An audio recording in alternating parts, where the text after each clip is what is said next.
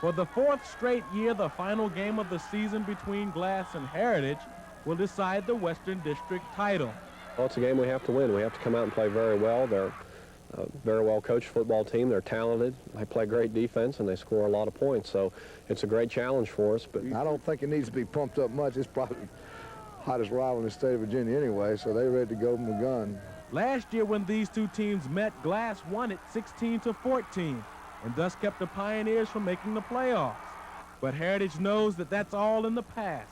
Now it's our turn to come out and show everybody that we are the caliber athletes that they have and that we can beat them. We're just going to go out and play hard, and I think with the, we've matured a lot going through the season, so I think we'll be just fine Friday night. Meanwhile, the Toppers already own a share of the district title, and they don't want to share it with their crosstown rivals.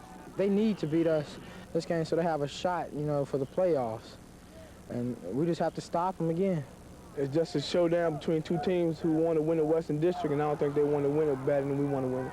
We want to stay at home field advantage. So there's a lot of things that you can use right now as far as weapons and fuel on a fire to pump up the team.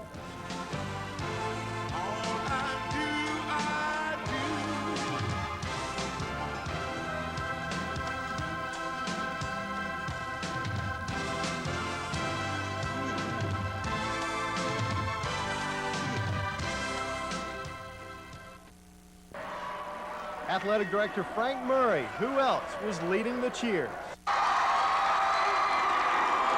They got a nice wave going and were generally wild and loud, which is what pep rallies are for.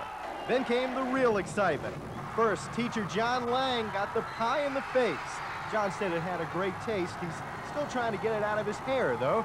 Then the big surprise, Glass principal Dr. Roger Jones got his. He loved every bite of it.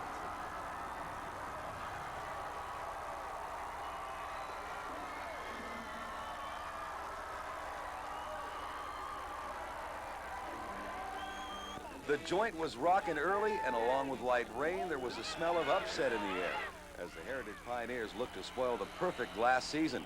Pioneer quarterback Chris DeBose engineers a first-quarter drive with pinpoint precision, capped by this bomb down the sideline to a streaking Gary Berkeley.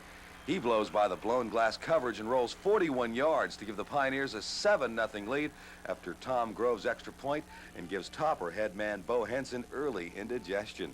That was cured, though, midway through the second quarter as D.J. Wade takes a Heritage punt at his own 34, cuts to the sideline, gets a wall of blockers, scoots clear to the Heritage 5-yard line, and it's 1st and goal.